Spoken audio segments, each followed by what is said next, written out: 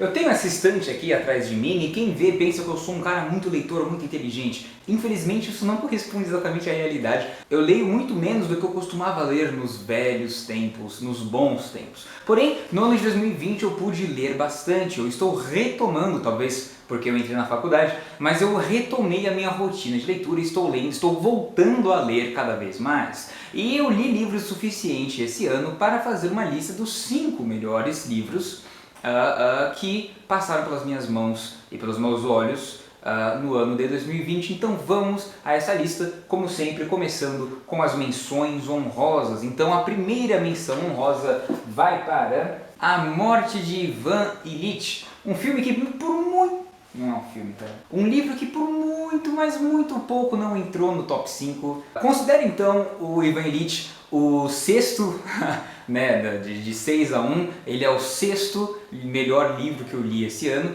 Já fiz um vídeo sobre, então não vou falar sobre esse livro aqui. Procure aqui no meu canal a minha resenha de A Morte de Ivan Ilitch. Baita livro, baita história, muito bom, vale a pena, deve ser lido, na verdade.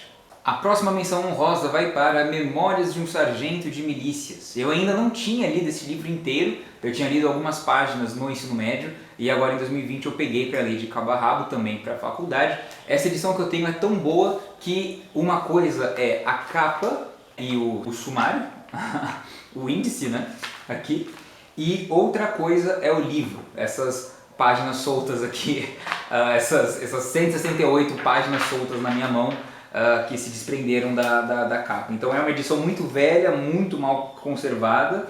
Em minha defesa, não fui eu que conservei essa edição, eu ganhei esse livro de terceiros e ele já estava profundamente prejudicado. Eu demorei mais do que eu deveria para lê-lo. Eu acho que ele enrola em vários momentos e é por isso que não entrou no top 5, mas é um livro muito importante para a literatura nacional, tem uma história clássica, personagens clássicos, momentos inesquecíveis, é um livro engraçado, é muito bem-humorado, é um livro que fica com você depois que você lê, é bastante leve, embora, de novo, ele em alguns momentos ele atravanque de forma irreparável, no geral uma obra que vale a pena, é bem divertido e merece ser lido sim, dê uma chance à literatura clássica, dê uma chance a Memórias de um Sargento de Milícias. E a última menção honrosa, um livro que eu não tenho ele físico, vai para Édipo Rei, a famosa peça de Sófocles que conta a tragédia do rei Édipo, o homem que casou com a própria mãe e matou o próprio pai, sem saber, é claro, porque se ele soubesse seria estranho. Mas uma peça, assim, a peça ela não comporta, ela não mostra toda a real dimensão da tragédia, quer dizer, a história de Édipo é um mito grego, o Sófocles nada mais fez do que registrar este mito em forma de peça, em forma dramática, certo? Então ele delimitou, digamos, ele deu um corpo, ele deu uma estrutura e uma versão definitiva para essa história que circulava na tradição oral há muitos séculos antes de ser registrada, mas é uma história, assim, fundamental para a literatura grega, e por consequência fundamental para a literatura ocidental. Os gregos eles realmente eram muito estranhos, né? Quer dizer, todas as tragédias gregas terminam com suicídio coletivo, assassinato, fugas, enfim, e o Édipo tem tudo isso. A galera realmente assim se autoliquida ao final da história, porque realmente assim, é até um pouco engraçado de ver, mas assim, mano, o cara matou o pai, fudeu a mãe e teve filho com a mãe. Então, eu me mataria, você entendeu? Eu não posso culpar os caras por se matarem, eu faria o mesmo. Bom, agora sim, vamos ao top 5. O quinto melhor livro que eu li esse ano foi O Dragão Vermelho, que faz parte da trilogia Hannibal Lecter, escrita pelo Thomas Harris. Hannibal Lecter, o personagem imortalizado por Anthony Hopkins no filme Silêncio dos Inocentes, na verdade começou como um personagem literário e sua primeira aparição foi em Dragão Vermelho. E ele não é nem sequer o vilão do livro, quer dizer, ele é mais uma presença maligna que permeia a história. O protagonista do livro é o Will Graham e ele está investigando uma série de assassinatos cometidos pelo assassino Fada do Dente, certo? E ele consulta, assim como a Clarice, ele consulta o Hannibal Lecter para buscar um perfil psicológico do assassino. E falando em perfil psicológico, o Thomas Harris é o mestre total e absoluto em psicologia criminal na literatura. Eu não sei como é que ele se dá nas outras áreas, na área científica, mas na literatura poucos livros como Dragão Vermelho Silêncio dos Inocentes e Hannibal mergulham tão bem na psique do vilão, do serial killer, quanto estes livros. Ele foi o precursor de muitas maneiras, o Thomas Harris foi o precursor dessa coisa de pensar como o criminoso. E é uma coisa que me chamou a atenção em Dragão Vermelho, porque eu estava lendo Dragão Vermelho e era muita clichê, era muita coisa repetida, era muita coisa que eu já tinha visto em 1 milhão de filmes. Mas daí quando eu fui pesquisar sobre a obra, eu descobri que na verdade o Thomas Harris foi um dos primeiros caras a apresentar essa coisa da empatia com o assassino, de mergulhar na mente do mal. E tem muitas essas coisas nos filmes e séries e livros que se originaram dessa trilogia, que é a questão assim, mergulhar no mal, a origem do mal, de onde vem, por que os criminosos se comportam como se comportam, né? Os 3 livros são muito bons, eu não saberia dizer exatamente qual eu gostei mais, eu acho que seria Silêncio dos Inocentes, mas é porque eu sou enviesado, porque eu fui um dos meus favoritos.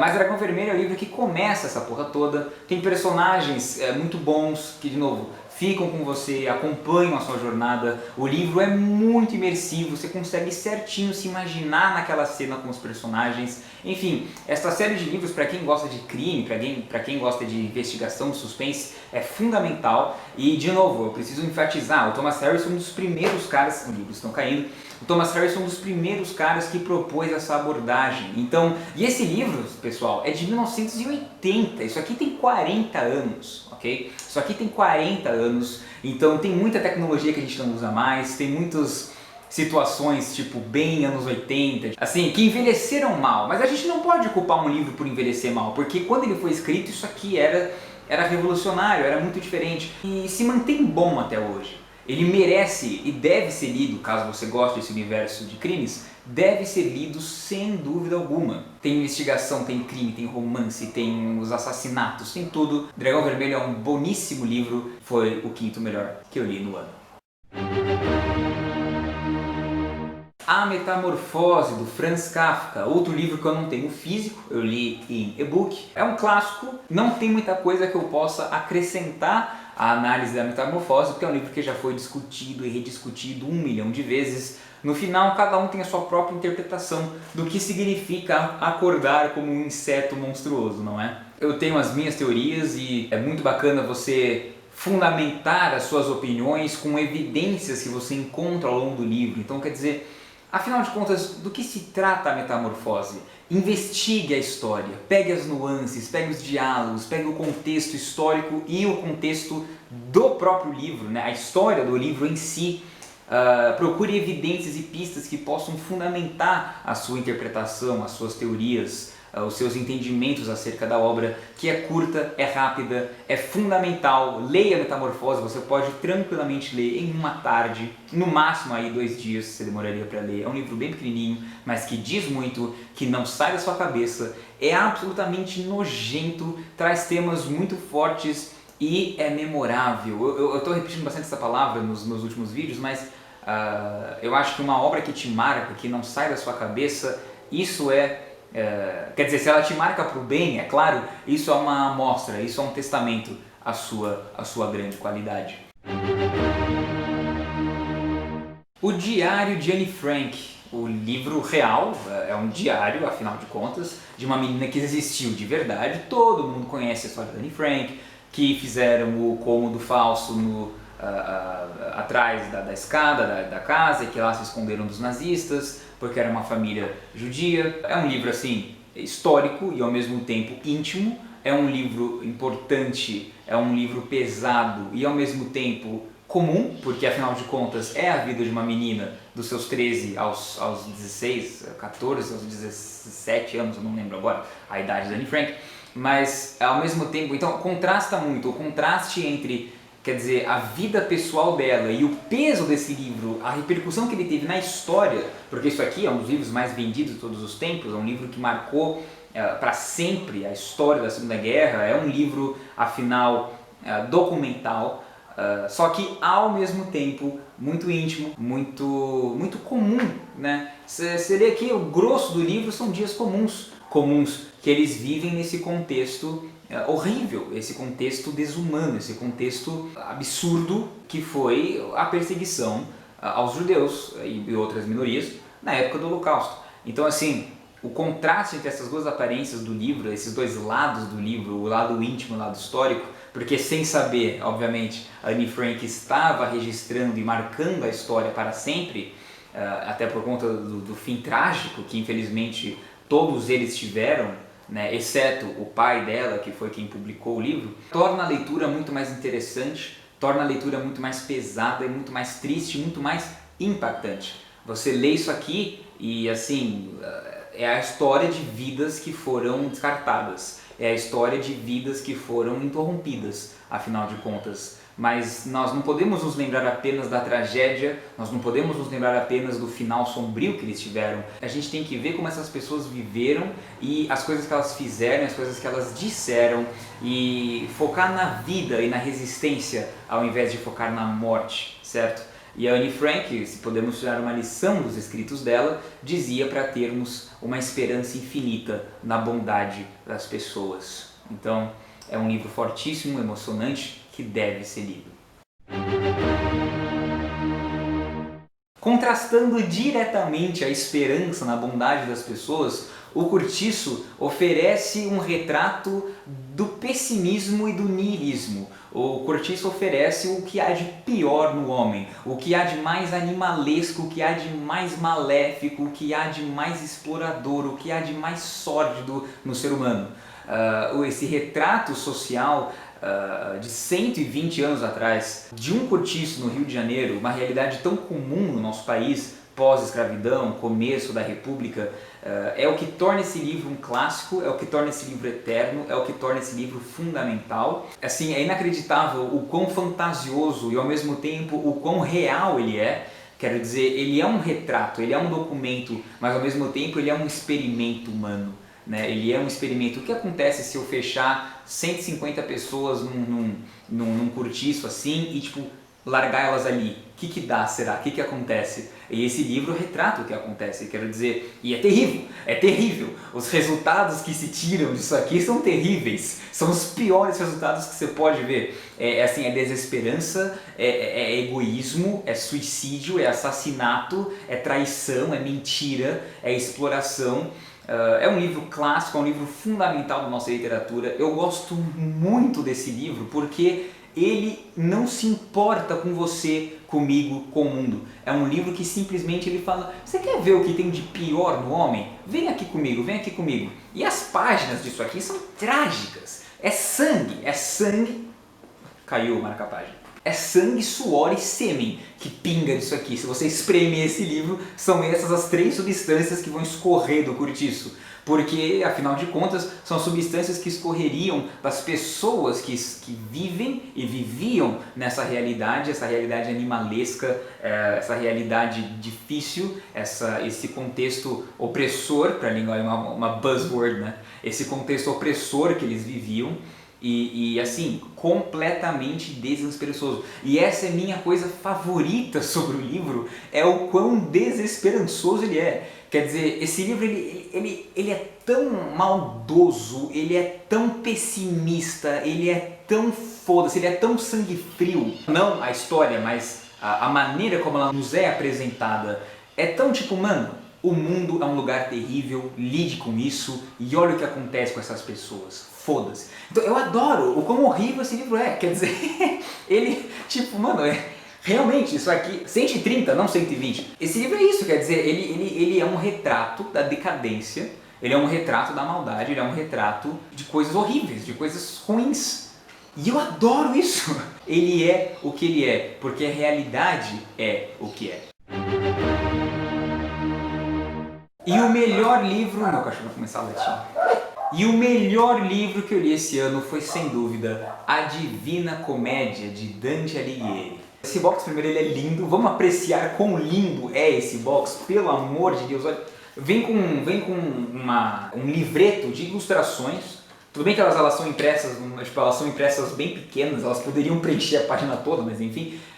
Algumas preenchem, vamos ser justos. Vem com um livreto de ilustrações e, como se não bastasse, as edições são lindas. Olha isso, ó. Inferno, depois Purgatório e por fim o Paraíso. Capa dura, livro ilustrado, livro anotado, muitas cópias de rodapé, não tanto quanto poderia, mas com muitas notas, assim, letra grande, diagramação perfeita, indicação do número de estrofes e de verbos e assim, uma introdução fantástica escrita pelo Otto Maria Carpo. A qualidade dessa edição, sem dúvida, é o que me ajudou a ler esse livro com tanta energia, com tanto vigor, porque uma vez eu fui pegar também uma edição de bolso para tentar ler e era bem mais estranho, né? Não dá pra mentir, é um livro difícil, eu não entendi muito, entendi o geral e entendi várias partes específicas, mas assim, o todo da metáfora requer leituras e leituras e releituras e estudos e análises aprofundadas acerca da obra, que com certeza um dia eu farei, porque a Divina Comédia nada mais é que a história, uma história sobre esperança e amor. E tudo bem que o amor, nesse caso, o amor predominante aqui, é o amor cristão, é o amor de Deus para o homem, e esse livro é muito católico, tipo, muito católico mesmo, ao ponto que os não católicos podem se irritar. Mas assim, é necessário diferenciar, é necessário separar a sua opinião pessoal da magnificência fantástica, transcendental que esse livro possui. Você não precisa ser católico, não precisa ser cristão para apreciar esse livro aqui. Ele fala sobre temas universais, temas eternos, fala sobre esperança, fala sobre atravessar dificuldades para obter sua recompensa. E como eu já disse em outras ocasiões, 2020 foi um ano muito difícil para mim. Então ler esse livro num ano tão difícil quanto 2020 foi, realmente me ajudou a seguir em frente, né? Não num nível muito profundo, mas me motivou e me inspirou e me emocionou de certa forma. Porque para chegar no paraíso você tem que atravessar o inferno, né, cara? Então a grande metáfora do livro é essa, quer dizer, é necessária assim, a tragédia para se recompor, né? E assim, é nas dificuldades, é nos locais mais profundos do inferno que você encontra a esperança para seguir adiante, para levar a sua vida, para você ter um fim realmente digno e divino e um fim transcendental e uma ascensão ao paraíso, né? Literal e metaforicamente. E assim, as referências, as críticas sociais que Dante fazia, porque você acha que só porque o Dante é católico, você acha que ele ia passar pano para a Igreja Católica? O Dante botou o Papa no inferno, meu amigo. O Dante encontra o Papa no inferno, cara. Então assim, não é um livro passador de pano para a Igreja, se é esse o seu medo. Tem bispo no inferno, tem papa no inferno e tem no paraíso gente que você não esperava que fosse chegar lá, entendeu? Tenha paciência, é difícil pra caralho, mas você consegue. E é uma leitura intrincada, óbvio, mas vale muito a pena. E é o melhor livro que eu li esse ano, sem dúvida. Eu não consigo parar de pensar nesse livro. Todo dia eu me pego pensando em alguma cena, em algum momento, em algum verso. Eu gostei muito assim do todo, a metáfora geral, e agora eu preciso me aprofundar para entender cada vez melhor. Então é isso, pessoal, estes foram os 5 melhores livros que eu li esse ano. Obrigado por assistir. Quais foram os melhores livros que você leu esse ano? Deixa aqui nos comentários e até a próxima.